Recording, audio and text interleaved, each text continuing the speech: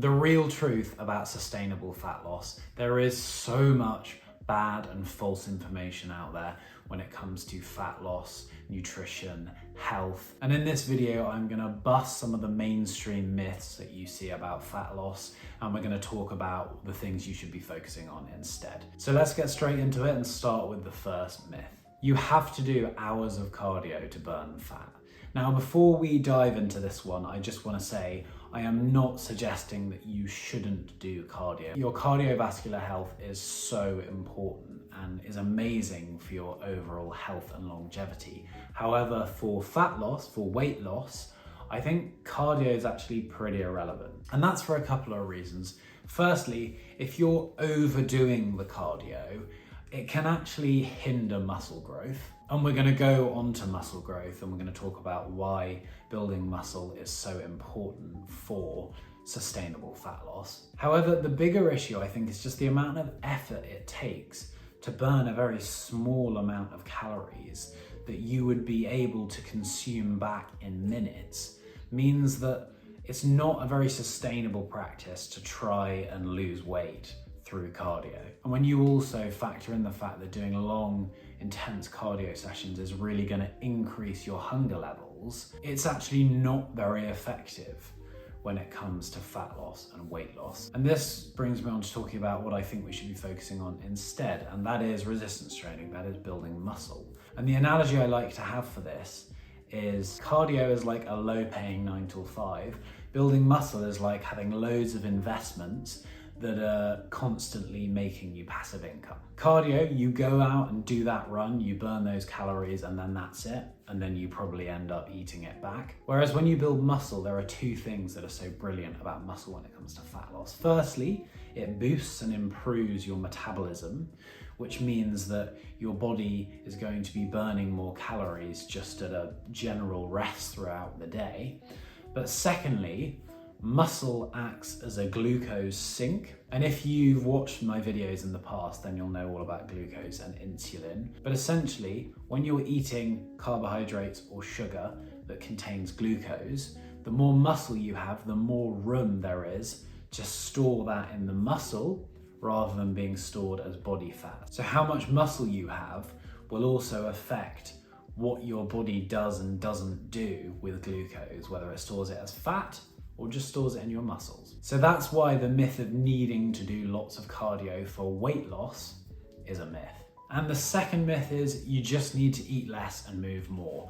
And although there might be some truth in that statement, that could be a part of why you've gained weight or why you're not losing weight. However, that is a massive oversimplification because the body is very complicated, and I think a lot of people like to make it really simple and talk about the body like it's like a conveyor belt or something where you put this in and you get this outcome. It's not quite that simple. You've got all your hormones, your gut health, your genetics, your actual body composition, your sleep, your energy. There's so many things going on that could be affecting your ability to lose weight.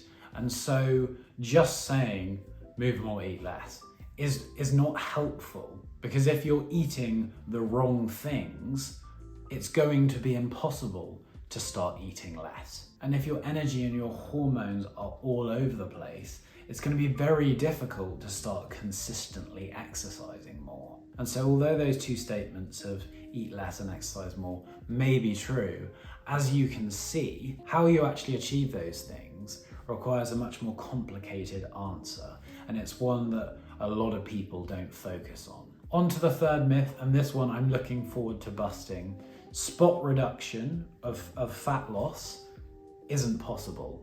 You cannot specifically target a certain part of your body and lose fat in that area. It would be lovely if you could, but it's simply not true. Your body loses fat all over the body, and depending on your genetics, you will inevitably hold on to fat in certain areas more than others. And those areas will be the areas that hold on to the last bits of fat as you are losing the weight.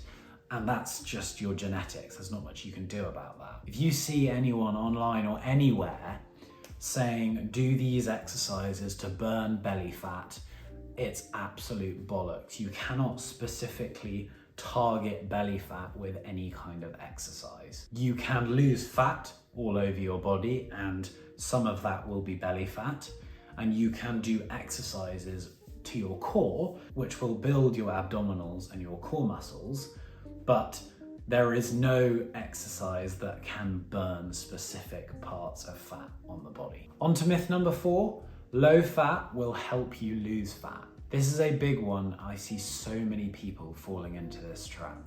Fat does not make you fat, and healthy fats are essential for your overall health and for going on a weight loss journey. They're amazing for satiety and filling you up and making you feel full and satisfied from your meals. They are full of important vitamins and minerals that the body needs to function at the level that you want it to. And for your cognitive function and your brain health, they are incredibly important. And also, unlike carbohydrates and sugar, fat does not require an insulin response, which means when you are eating a higher fat diet, your body is not releasing insulin, which means your body is not flicking into fat storage mode, which is why I think healthy fats are an amazing energy source for the body. And no, I'm not anti-carbohydrates. I'm not suggesting to do a ketogenic diet. However,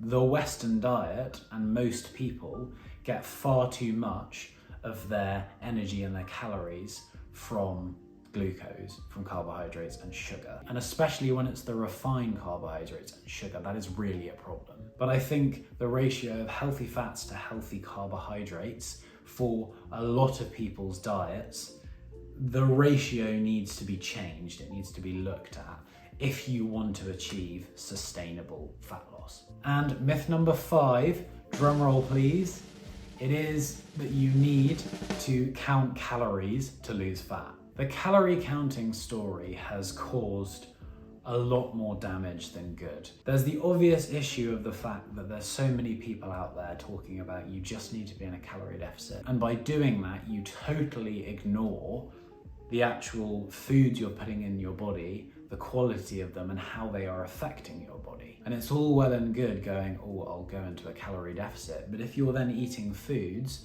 that give you terrible energy levels, mess with your hormones, mess with your sleep, give you massive hunger cravings and really high hunger levels, then it's irrelevant because that calorie deficit is going to be blown out of the water within a few days. There's also the issue of the fact that counting calories and the calorie numbers that you see on packets is actually very inaccurate, and especially if you go out and eat, they're way off. And it doesn't take into account the individual. Everyone has different bodies. There are so many things going on in individual bodies that just counting calories doesn't account for. And you know, the way they measure calories and decide how much calories in a food is in a controlled environment in a lab.